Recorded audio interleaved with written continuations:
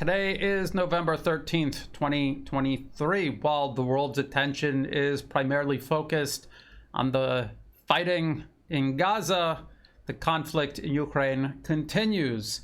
I want to go to the live map. This is liveuamap.com. It is a pro-Ukrainian live map, so keep that in mind when we look at it. Let's take a look at the line of contact and see what is going on now. If we zoom in along the Dnipro River around Nova Kharkovka, we continuously hear from pro-Ukrainian commentators that there's some sort of river crossing operation. There are bridgeheads being developed on the Russian side of the river, here in red, and this is supposed to be what precedes a large offensive operation that they claim is going to make some sort of breakthrough. But in reality, at best, this is going to be a diversionary operation to try to take pressure, Russian pressure, off of the line of contact elsewhere. And we know this by just reading even Western media accounts of what is happening. So we have this article from France 24, the Dnipro River, a key front line between Russian and Ukrainian troops. And the article says, this autumn, Ukrainian forces appeared to have established several small bridgeheads on the left bank northeast of the city of Kherson. The Russians are well prepared. They have solid lines of defense. It won't be easy, but on the other hand, this is our homeland and we know the terrain. This was what a Ukrainian participating in this operation told AFP, and they conceded their forces lacked armored boats, among many, many other things. And we will get into all these other things that they lack, which makes any sort of offensive operation impossible. Even if they do somehow establish this bridgehead, move a significant number of troops to the opposing side of the Dnipro River, where are they going to go? Because from where they're crossing, from that point all the way south to Crimea, where I would assume they would attempt to move towards, is defended by kilometers and kilometers of Russian defensive positions. We know this because of this December 2022 article from the New York Times. Defenses carved into the earth. Russia is building a vast network of trenches, traps, and obstacles to slow Ukraine's momentum. Will it work? Yes, it worked very well. It blunted a 5-month Ukrainian offensive that has now been put on operational pause and for all intents and purposes is over. It failed. But in December of 2022, even at that time, and the defenses continued to be built up for months afterwards, all the way up until Ukraine finally launched their offensive in June of this year, they have this map where they show the two places they were focusing on building defenses at that time, December 2022. One was in Kherson, the other was around Popasnia. And let's focus on the map. This is the map of defenses, layers and layers of defenses east of Bakhmut. Let's focus instead of defenses are in the Kherson region. So there's Kherson. Here's the area where these bridgeheads are supposedly being established. And as you can see, between where those bridgeheads are being established and all the way to Crimea is nothing but kilometers and kilometers of defenses. So if Ukraine was unable to simply move their troops across land up to these Russian defenses and breach them, how are they going to do it by adding in a river crossing? They're not. That's the answer, is they're not. And so what could this possibly be? This could be a diversionary tactic attempting to keep at least a certain number of Russian forces in the area so they cannot be concentrated somewhere else along the line of contact. That is my best guess. Let's go back to the map here. So this is the Kherson region. Everything has been quiet in Zaporozhye for weeks now. Again, even Ukraine admits they're operationally pausing their offensive, which means for all intents and purposes, it is over. And a lot of the focus is now on the city outside of Donetsk city, Avdiivka. You can see, even on this pro-Ukrainian map, the extent to which Russia has encircled the city.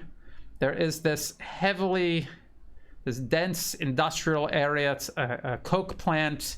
It involves making chemicals from coal. This is one of the primary logistics routes Ukraine is using to resupply their forces inside this heavily fortified city. This city has been, the defenses in the city have been built up over the course of many years, long before Russia launched its special military operation. Losing this will be a severe blow to Ukraine. Just like Bakhmut, they are highly committed to maintaining control over this city, which means they will be pouring all of their available forces into the defense of Avdiivka, just like they did in Bakhmut.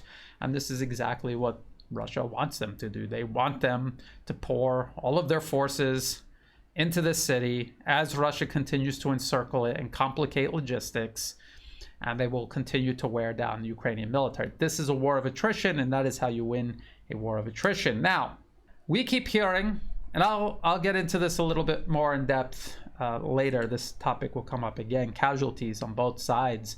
But I heard Alexander Mikuris of the Duran.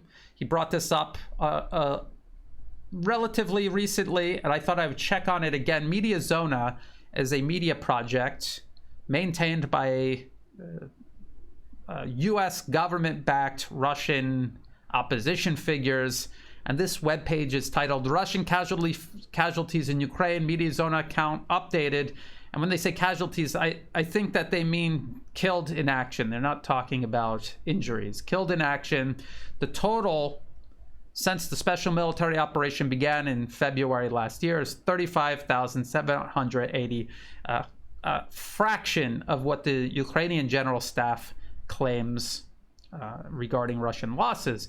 And if you scroll down, they have a graph here from February 2022 all the way up until today. And they are showing you Russian losses, deaths in combat. And you can see there was this huge spike here between, let's say, November and December of last year, lasting until around May or June this year. This was Wagner's operations in Bakhmut. And since then, you can see the death toll of Russian forces has dropped significantly. And this was despite Ukraine's extensive 5-month-long offensive. And it is still very low, despite claims that Russia has lost 10,000 troops over the course of just a month of fighting around Avdiivka. We've heard claims like this regarding Bakhmut. We've heard claims like this regarding the 5-month offensive. These are claims that are made without any evidence at all backing them up. It's generally just citing Ukrainian General Staff numbers, which is war propaganda. They're never going to tell you what the real numbers are, and they never tell what their own losses are.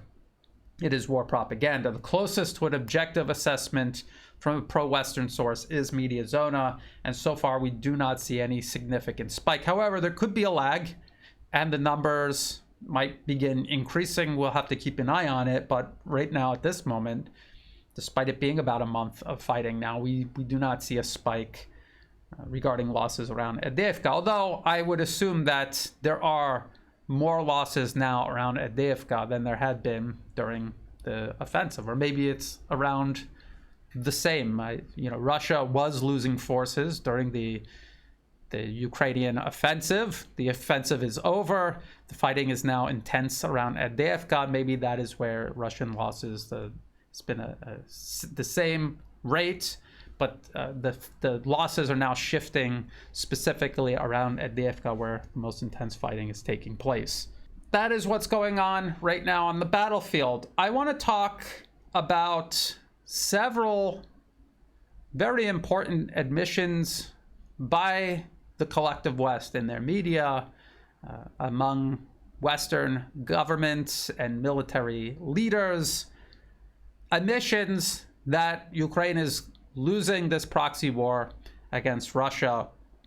And within these admissions, we can see evidence that the West really has no way of reversing this, which implies that Ukraine inevitably will lose this proxy war against Russia. But before I get into that, I want to refresh everybody's memory regarding this policy paper. This was from 2019 from the Rand Corporation, a U.S. government and arms industry and also a big business funded think tank. It's been around for decades. their 2019 paper titled Extending Russia, Competing from Advantageous Ground. And it talked about a wide variety of measures the U.S. could adopt that could stretch, overextend Russia and possibly create some sort of collapse. Give the U.S. the ability to contain and control Russia. The U.S. seeks global primacy. Russia, China, Iran, and several other nations are key obstacles the U.S. wants to remove out of the way. So this was a Rand Corporation paper in 2019 talking about different ways they could remove Russia from being in the way. And they talked about providing lethal aid to Ukraine, or I should say more lethal aid to Ukraine. Again, keep in mind this was 2019. And it talked about benefits and it talked about risks. So I've talked about this paper before, but let's refresh everyone's memory. Regarding benefits, it says expanding U.S. assistance to Ukraine, including lethal military assistance, would likely increase the cost to Russia in both blood and treasure of holding the Donbas region. More Russian aid to the separatists and an additional Russian troop presence would likely be required, leading to larger expenditures, equipment losses, and Russian casualties. The latter could become quite controversial at home, as it did when the Soviets invaded Afghanistan. Two other somewhat more speculative benefits might flow from such an expanded U.S. commitment. Countries elsewhere that look to the United States for their security or who are coerced as proxies to depend on the U.S. for military backing as a provocateur. I think that would be a much more accurate way of putting it. They might be heartened. Some of those states might find new reasons to avoid developing their own nuclear weapons because they would be depending on the U.S. for security. And I guess they would be talking about Saudi Arabia specifically in that case. Action by the United States to make good on these assurances could enhance the credibility of formal and informal security guarantees that the United States has provided other partners around the world and could reduce their perceived need for their own nuclear deterrence. These benefits, however, would only accrue if the additional U.S. assistance actually allowed Ukraine to prevail in its conflict with Russia. That's a big if, isn't it? And that's why they also added these potential risks to kind of hedge on that advice. So regarding risks, this is what it says. An increase in U.S. security assistance to Ukraine would likely lead to a commensurate increase in both Russian aid to the separatists and Russian military forces in Ukraine, thus sustaining the conflict at a somewhat higher level of intensity. Lieutenant General Ben Hodges, the former commanding general of U.S. Army Europe, argued against giving Javelin anti-tank missiles to Ukraine for precisely this reason. Alternatively, Russia might counter-escalate, committing more troops and pushing them deeper into Ukraine. Russia might even preempt U.S. action, escalating before any additional U.S. aid arrives. Such escalation might extend Russia. Eastern Ukraine is already a drain. Taking more of Ukraine might only increase the burden, albeit at the expense of the Ukrainian people.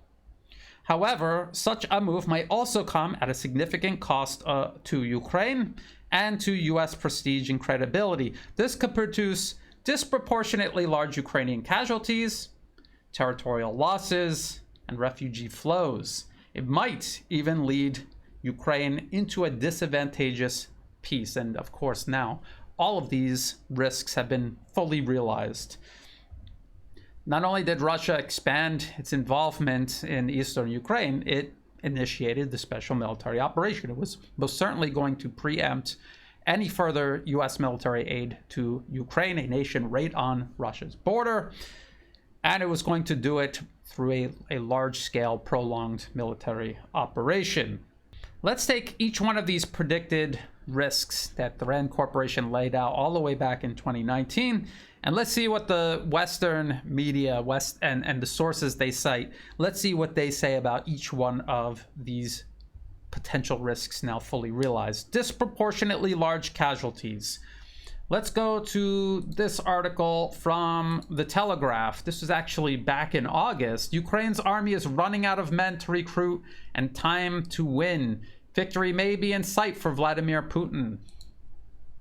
It says, the war in Ukraine is now one of attrition, fought on terms that increasingly favor Moscow. Kiev has dealt admirably with shortages of Western equipment so far, but a shortage of manpower, which it is already having to confront, may prove fatal.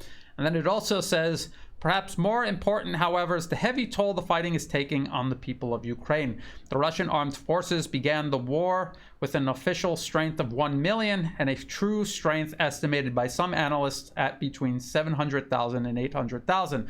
A further 2 million men, former conscripts and contract servicemen, were available in the reserves, and some 7 million men of conscription age left to draw on even before the Kremlin raised the age limit to 31. Ukraine, meanwhile, had a pre-war population of 44 million. By the end of the first year of the war, some 6 million had fled abroad. The armed forces number around 200,000 active personnel, roughly the same again in reserve, and can draw on another 1.5 million fighting age males. It is a brutal but simple calculation. Kiev is running out of men. U.S. sources have calculated that its armed forces have lost as many as 70,000 killed in action, with another 100,000 injured. While Russian casualties are higher still, the ratio nevertheless favors Moscow as Ukraine struggles to replace soldiers in the face of a seemingly endless supply of conscripts. Of course, Russia losing more troops than Ukraine. This is Western media simply repeating Ukrainian general staff numbers, which do not reflect reality. And I just showed you the Media Zona website. This is the most objective attempt that I've seen among pro-Western sources to actually try to assess Russian losses. And it's no surprise that they come up with a number much, much, much smaller than even what they will admit Ukraine has lost in this conflict. So disproportionately large casualties. That has certainly been fully realized in the fighting in Ukraine. There's a more recent article here from Business Insider. Ukraine official says it can't properly use its Western kit because it has so few soldiers left, report says. This was October 31st, 2023. It says a Ukrainian official said Ukraine's army is suffering a manpower shortage that is hampering its ability to use Western donated weapons, Time magazine reported. Since the start of the war, several Ukrainian officials have blamed their difficulty repelling Russia's invasion on the slow pace of deliveries by its allies. However, in the Time report, an unnamed source identified as a close aide to President Vladimir Zelensky highlighted a different problem. We don't have the men to use them, the aide said in reference to the Western weapons. Although Ukraine doesn't give public figures, Western estimates suggest it has suffered in excess of 100,000 casualties. And then we have an article here from the Washington Post. This is actually from all the way back in March. Ukraine short of skilled troops and munitions as losses, pessimism grows. So this was before Ukraine even launched their offensive. The article says the quality of Ukraine's military force once considered a substantial advantage over Russia, and I think that has been overly exaggerated, if not entirely fabricated. And I think we can all see that now. The article says, nonetheless, has been degraded by a year of casualties that have taken many of the most experienced fighters off the battlefield, leading some Ukrainian officials to question Kiev's readiness to mount a much-anticipated spring offensive. So this was all the way in March. Before the Ukrainian offensive, they battled for 5 months. They lost huge numbers of men and equipment. Their territorial gains were negligible. I'll get into that in just a moment. This is...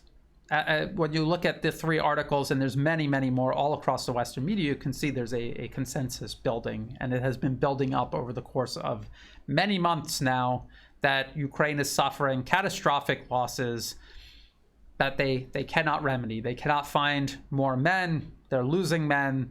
They're losing men at a rate that is going to cause them to ultimately lose this conflict to Russia. And now let's talk about territorial losses. This was also warned about in the 2019 Rand Corporation paper, Extending Russia. well, since the special military operation began, Russia has taken the better part of Lugansk, Donetsk, Zaporozhye, and Kherson. So these are 4 oblasts gone from Ukraine.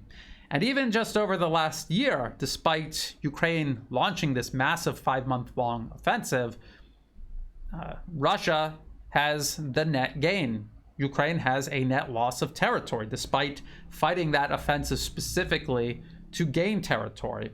And we know this because of a New York Times article titled, "Who's Gaining Ground in Ukraine This Year? No one." And this was from September 28, 2023. I've gone over this in the past. And despite the title of the article, this is what it actually admits. Ukraine's counteroffensive has struggled to push forward across wide open fields in the south. It is facing extensive minefields and hundreds of miles of fortifications, trenches, anti-tank ditches, and concrete obstacles that Russia built last winter to slow Ukrainian vehicles and force them into positions where they could be more easily targeted. And that is in reference to the December New York Times article that I just cited. When both sides' gains are added up, Russia now controls nearly 200 square miles more territory in Ukraine compared with the start of the year. So the headline says, "Who's gaining ground in Ukraine?" Even though they say no one, they admit that it is actually Russia gaining territory, even though they all but have openly said they are fighting a war of attrition in Ukraine. They don't want territory. They want to grind down Ukraine's military.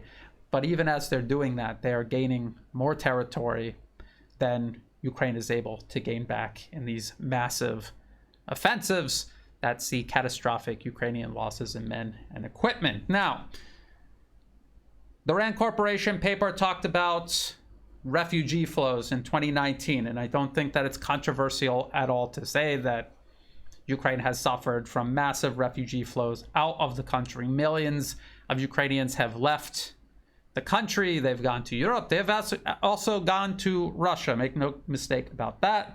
And this has created huge problems for Europe. It has also created huge problems for Ukraine itself. And we have a Reuters article about this. This was from July 2023. Ukrainian refugees, how will the economy recover with a diminished population? It says, with war dragging on, some of Ukraine's millions of refugees are beginning to think about settling for good in the countries they find themselves in across Europe, posing a challenge to rebuilding the economy when the guns finally fall silent. It also says, studies by the United Nations Refugee Agency, UNHCR, show the vast majority of displaced Ukrainians want to return one day, but only around 1 in 10 plan to do so soon. In previous refugee crises, for example in Syria, refugees' desire to return home has faded with time, UNHCR studies show. So here's another immense problem with no real solution in sight. And this is a very immense problem that the Rand Corporation warned about all the way back in 2019 in their paper, Extending Russia. Now, what about this part about Ukraine being forced into a disadvantageous peace? Well, we have this from NBC News. Many analysts have gone over this article. U.S. European officials broached topic of peace negotiations with Ukraine. Sources say the conversations have included very broad outlines of what Ukraine might need to give up to reach a deal with Russia. That sounds pretty disadvantageous to me. Now, Alex Christoforou and Alexandra Micuris have done a great job breaking down this in detail. Let me just read a little bit from the NBC News article. It says, U.S. and European officials have begun quietly talking to the Ukrainian government about what possible peace negotiations with Russia might entail to end the war, according to one current senior U.S. official and one former senior U.S. official familiar with the discussions. The conversations have included very broad outlines of what Ukraine might need to give up to reach a deal, the official said. Some of the talks, which officials described as delicate, took place last month during a meeting of representatives from more than 50 nations supporting Ukraine, including NATO members known as the Ukraine Defense Contact Group, the official said. Now, the Ukraine Defense Contact Group have been meeting every single month And we would always see these big headlines after a meeting about all of these weapon systems that were being sent to Ukraine.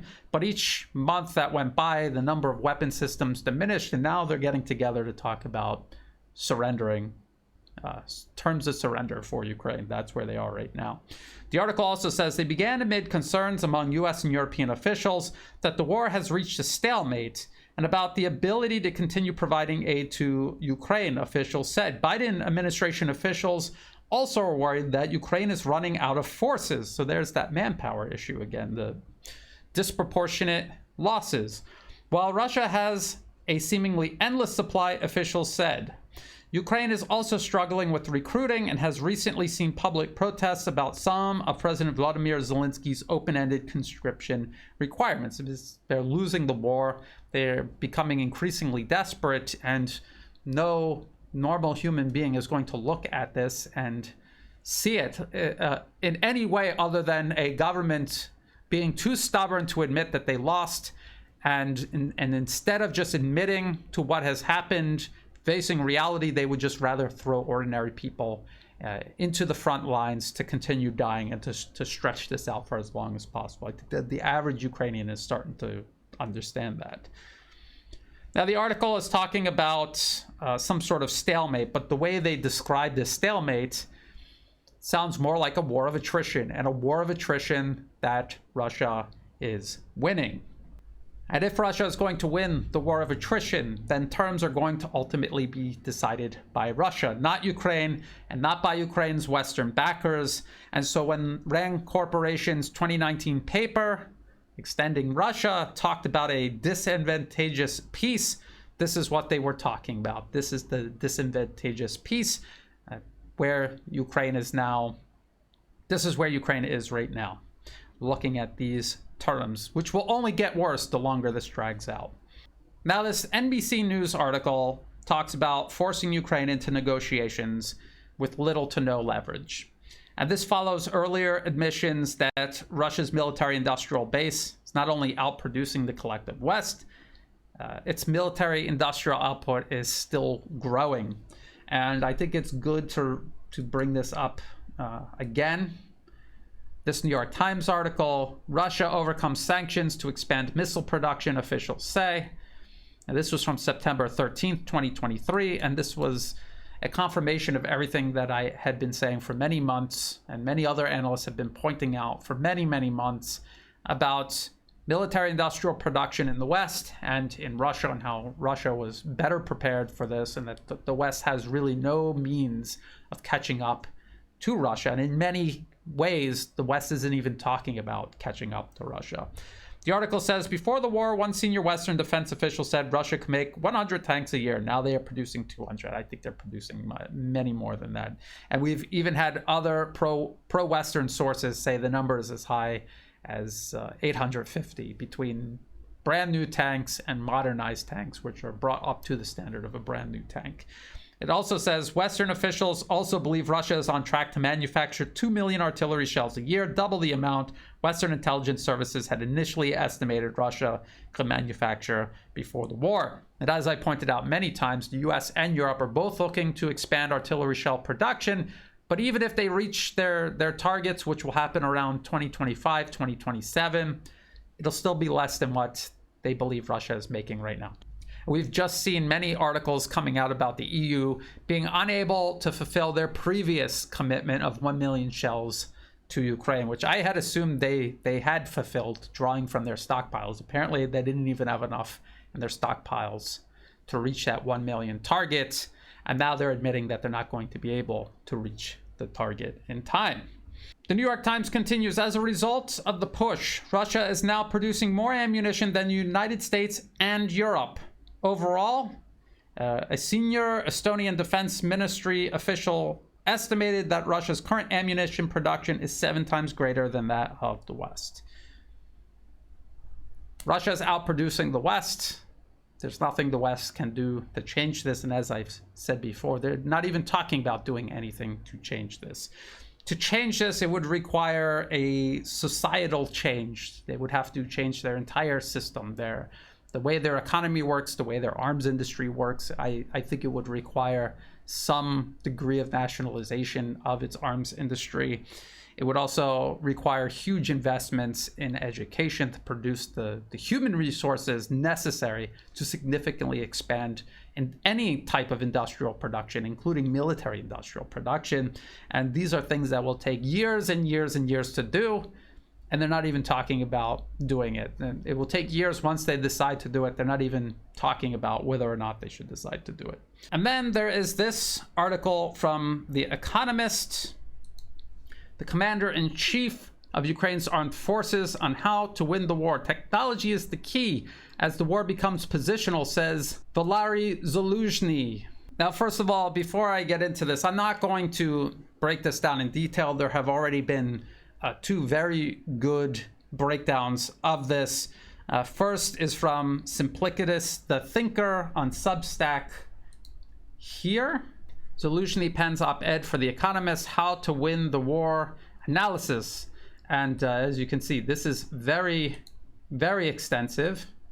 This breakdown is very extensive, and you will get a very thorough understanding of what General Zaluzhnyi said and how it fits into actual reality. And then there was also this other very good interview by Mark Sloboda, who I've had on many times and hope to have on again very soon. This was from November 4th. This was a radio interview with Fault Lines, Sputnik Radio. The link to this and Simplicitous, the Thinker's breakdown, that will all be in the video description below. I don't want to retread already very good analysis, so I'll just point out the main facts. He's talking about how Ukraine is being outfought in every conceivable way. He talks about how Russia has better air power, better air defenses, better electronic warfare, better counter-battery fire. That is the ability to find enemy artillery, target, and destroy it. Russia has better drones, and Ukraine doesn't have anywhere near what they require to breach these very extensive Russian defenses that we have been talking about for many months now. So he admits to all of these shortcomings, and the Economist interview and the accompanying 9-page paper that General Zaluzhnyi wrote is talking about all of his demands, all of these things that he needs to overcome this disparity in combat power. And he's listing things that either don't exist in the quantities that he needs and never will, such as artillery shells and air defense systems, or he's requesting technology that simply does not exist. And to give you an example of this, I'll just read from that Economist interview. He says, "We need radar-like sensors that use invisible pulses of light to detect mines in the ground, and smoke projection systems to conceal the activities of our demining units. We can use jet engines from decommissioned aircraft, water cannons, or cluster munitions to breach mine barriers without digging into the ground. New types of tunnel excavators, such as a robot which uses plasma torches to bore tunnels, can also help." Does anything like this even exist? So he's descending into fantasy. He's descending into science fiction. He's requesting things that don't exist, will not exist anytime in the near future. And if that's what he needs to win, he's admitting that he actually cannot win. And he also confirms Ukraine's heavy losses, getting back to the theme of confirming these risks that the RAND Corporation laid out all the way back in 2019. General Zaluzhnyi confirms the heavy losses Ukraine is suffering and the inability to reconstitute forces. He says, again in this Economist interview, "My fifth and final priority is to build up our reserves. Russia has failed to capitalize on its hefty manpower advantage because Vladimir Putin is worried that a general mobilization might spark a political crisis, and because Russia cannot train and equip enough people. However, our capacity to train reserves on our own territory is also limited. We cannot easily spare soldiers who are deployed to the front. Moreover, Russia can strike training centers, and there are gaps in our legislation that allow citizens to evade their responsibilities. We are trying to fix these problems. We are introducing a unified register of draftees, and we must expand the category of citizens who can be called up for training or mobilization," meaning women, younger people, older people. We are also introducing a combat internship, which involves placing newly mobilized and trained personnel and experienced frontline units to prepare them, which is just a way of saying you're just going to send untrained, mobilized conscripts directly into combat with no training. I have just been talking about Ukrainian general staff inventing these casualty numbers, pretending as if they're not suffering any losses at all, and Russia's losing catastrophic numbers of troops and equipment. But if that were true, what we would be seeing on the battlefield would be a completely different story. What is manifesting on the battlefield right now, undeniably, suggests that it's actually Ukraine suffering the catastrophic losses, and also Ukraine incapable of reconstituting its forces. And of course, General Zaluzhnyi himself would not be talking like this if they weren't suffering heavy losses and if they were actually inflicting many times more losses on Russia. He would not be talking like this. This would not be the problem that he is insisting it is. And then General Zaluzhnyi, again, commanding officer of Ukraine's armed forces, this is how he concludes. He says, Russia should not be underestimated. It has suffered heavy losses and expended a lot of ammunition, but it will have superiority in weapons, equipment, missiles, and ammunition for a considerable time. Its defense industry is increasing its output despite unprecedented sanctions. Our NATO partners are dramatically increasing their production capacity too, but it takes at least a year to do this, and in some cases, such as aircraft and command and control systems, 2 years, or I would say many, many years, and that's if they were actually serious about expanding production, which they are not. And in the few instances where NATO has announced that they are expanding production, they've announced what their target numbers are, and even when they achieve those target numbers, they will still be making less several years from now than what Russia is currently producing. And as General Zaluzhnyi points out, Russian military industrial output is increasing. So by the time NATO increases their output, Russia will have already increased theirs many times more. They will either, at a minimum, maintain their advantage over Ukraine and its NATO backers, or will actually increase that advantage over time. When Ukraine's commanding general is talking about and asking for science fiction solutions to real world problems, it is because he knows he is losing, and because he has asked for, and now he realizes that there is nothing that exists on Earth right now that can reverse Ukraine's defeat. So that's where we are right now with Ukraine. That is where the RAND Corporation warned Ukraine would be if Russia was significantly provoked. That's their warning all the way back in 2019. US decision makers decided to ignore these warnings. And so here we are right now. Remember that the United States is waging proxy war against Russia in Ukraine and Eastern Europe. That is just one of several fronts the US is fighting conflicts along to reassert its unipolar world order as multipolarism emerges, grows, and displaces this US-led unipolar world order. They are also backing Israel in the Middle East against Iran and its allies. The US is also attempting to cobble together a united front against China in Asia Pacific. It includes, obviously, Australia, Japan, and South Korea. Japan and South Korea host tens of thousands of US troops. It also includes the Philippines, which is foregoing development cooperation with China in exchange for US military bases so that it can provoke conflict with China, its largest trade partner. And so that is the lay of geopolitics right now. We have to keep an eye on all of these fronts and not just focus on one entirely. Later this week, I will be doing an update on the fighting in Gaza, and I will continue doing updates about events unfolding here in Asia Pacific, where I am based.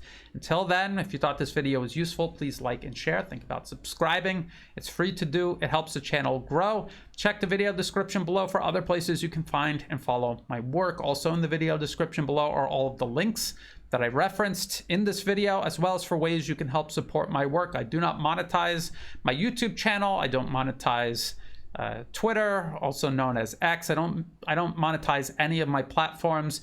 If ads pop up, feel free to skip them or close them. They're not doing me any good at all. If you do want to support my work, please do so through Buy Me a Coffee and also through Patreon. And to everyone who has been helping out, whether it's one-time donations month to month, or even if you're just sharing my work with others online, getting the word out there to other people, thank you very much. That is what makes all of this work possible. And as always, thank you for watching.